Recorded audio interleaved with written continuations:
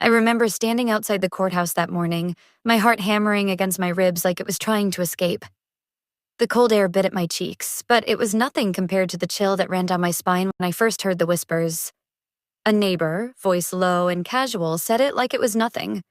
"Did you hear about your auntie's land? They're trying to sell it, without her knowing." I froze. The words didn't just land. They cut. My mind raced. How could anyone even think to do this? And yet, there it was, spoken aloud, as if betrayal were something normal in this town. I looked at Eleanor. Calm. Too calm, almost. But I caught it. The flicker of suspicion in her eyes, the tiny tightening around her lips. She sensed it too, this invisible knife slicing through our family's history.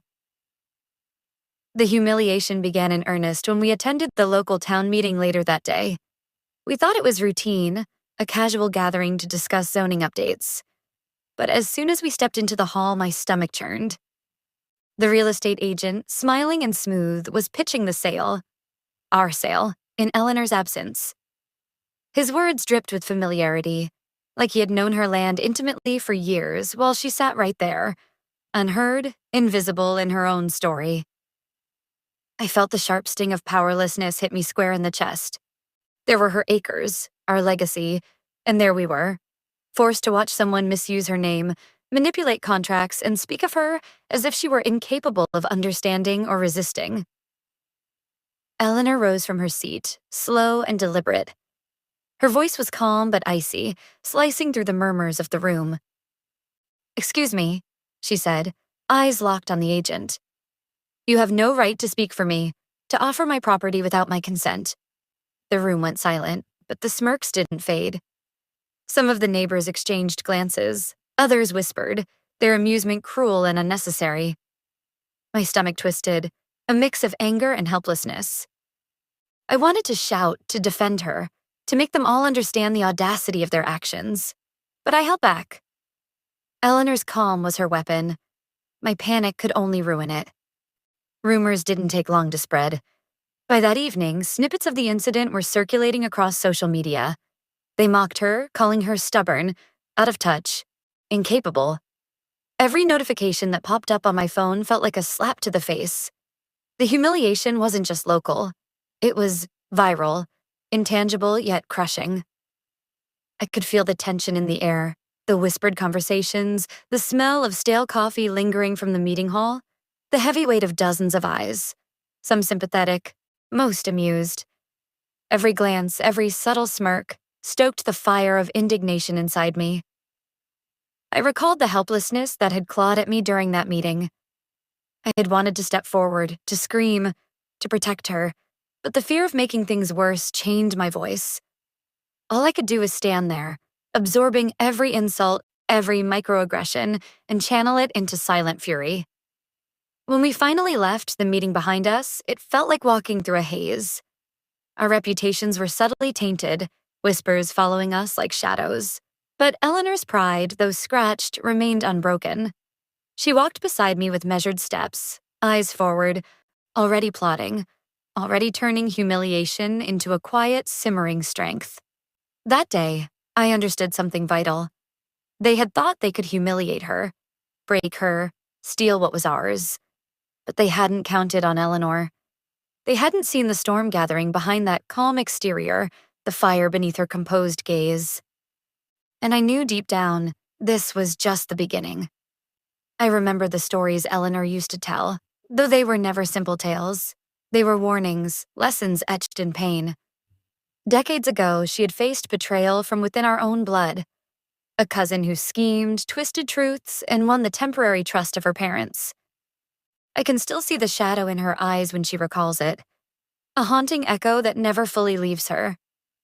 That early betrayal carved the steel behind her calm exterior. She has always been a woman of unwavering strength, and her life has been a testament to it. Every inch of the land she guards now carries the weight of her dedication. Generations before her tilled these acres, laughed across these fields, and Eleanor vowed to preserve that legacy, to defend it against anyone who would dishonor it. Each blade of grass, each oak tree, tells a story she refuses to let die. Her resilience wasn't forged overnight. I've watched her navigate countless legal battles, endure personal sacrifices, and face the quiet ridicule of those who underestimated her. Yet she stood, unwavering, quietly enduring the blows life threw at her, her eyes always forward, always calculating, always prepared for the next challenge. This attempt to sell her land without consent, it hit differently. This wasn't just a scam, a transaction. It was personal. It struck at the very core of her life, the same wound that had never fully healed.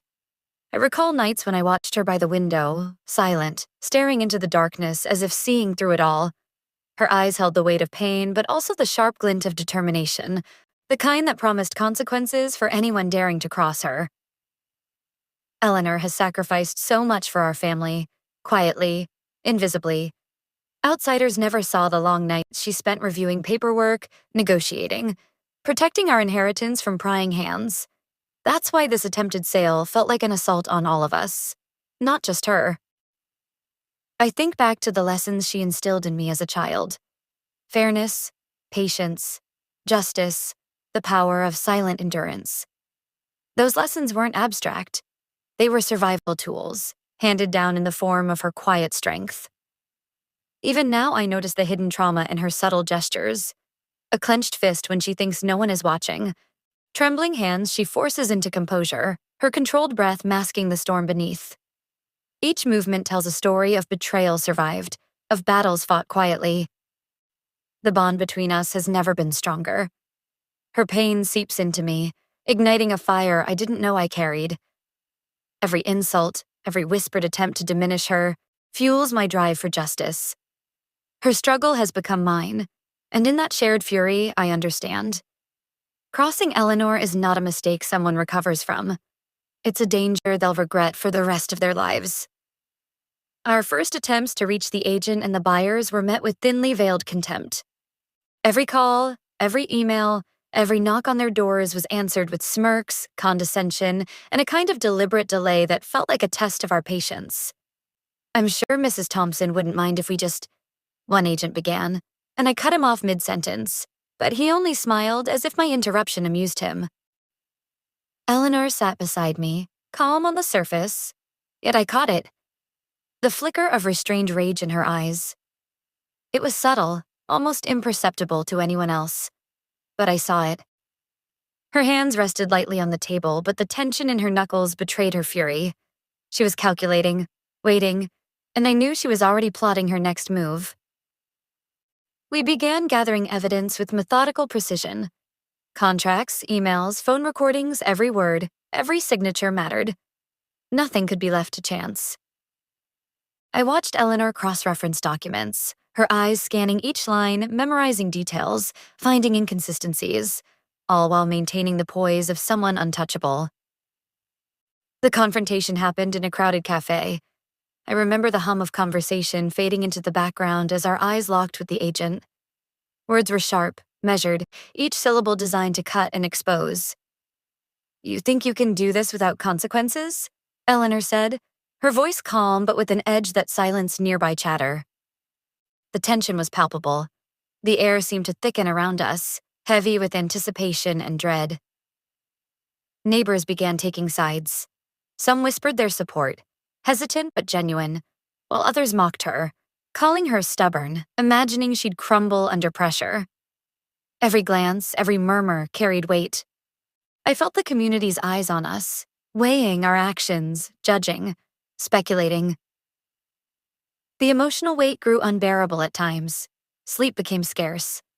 Every phone call, every passing conversation triggered anxiety.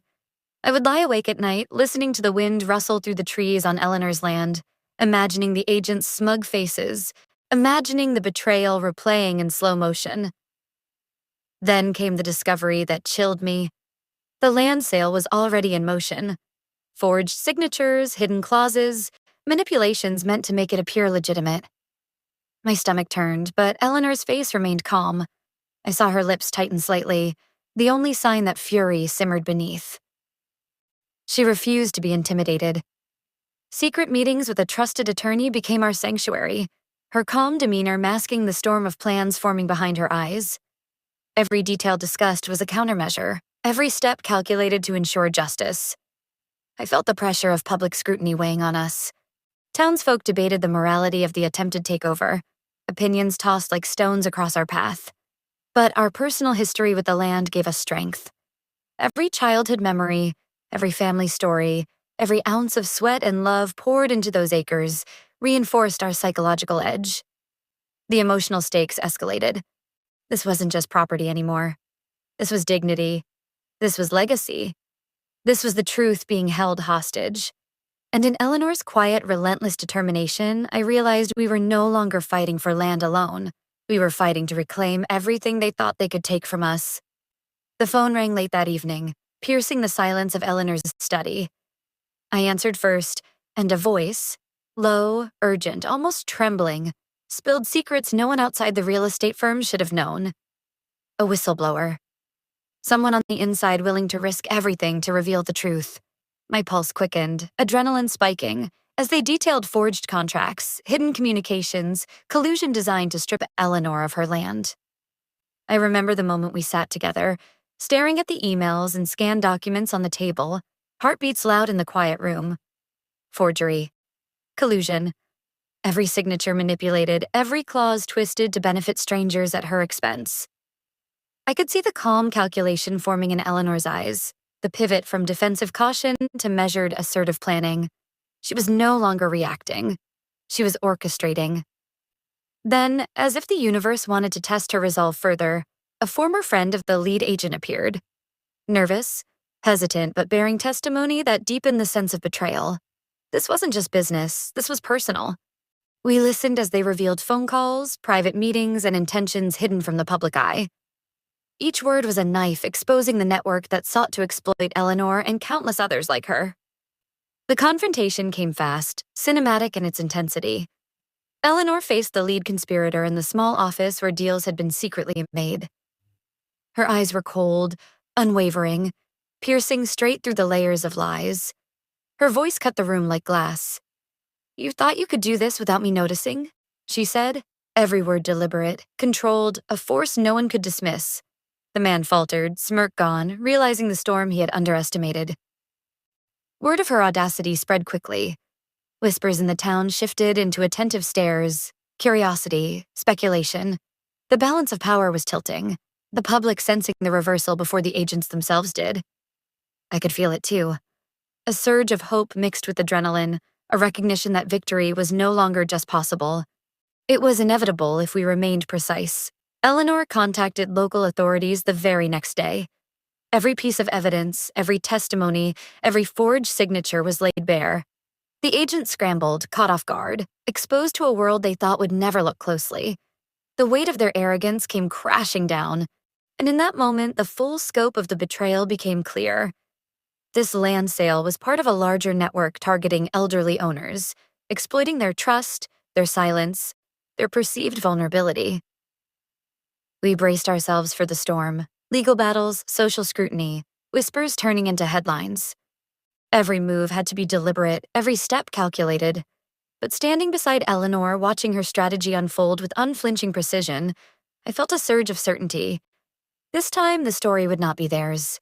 The story would belong to her, and justice would finally have its reckoning. The day Eleanor filed the public injunction felt like the moment the world held its breath.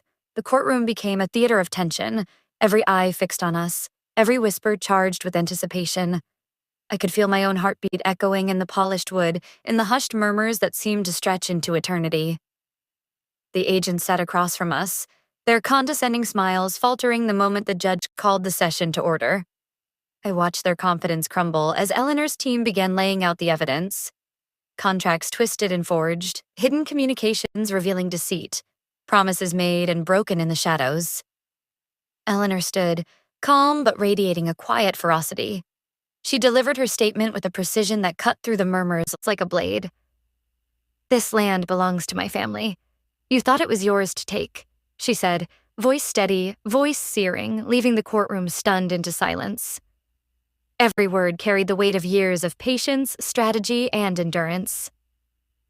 Outside, social media buzzed, amplifying our victory. public opinion shifted, whispers turning into admiration. Comments flooded in, celebrating the audacity, the intelligence, the calm power that Eleanor wielded so effortlessly. The buyers who had once walked with smug arrogance now sat exposed, their unethical tactics unraveling publicly, their reputations crumbling under the light of scrutiny. The sensory intensity of the courtroom was almost cinematic. The sharp strikes of the gavel, murmurs sliding into silence, the scent of polished wood, tension thick enough to touch. I could feel every glance, every stifled gasp, every subtle shift in posture magnifying the gravity of the moment. Justice was not loud or vengeful. It was precise. Eleanor regained full control of her land, dignity restored in a way no insult or attempted theft could ever undo. The agents faced legal repercussions, their arrogance punished, the town bearing witness to a lesson in integrity, resilience, and the quiet power of those who endure before they strike. As we left the courthouse, I felt a surge of emotional catharsis.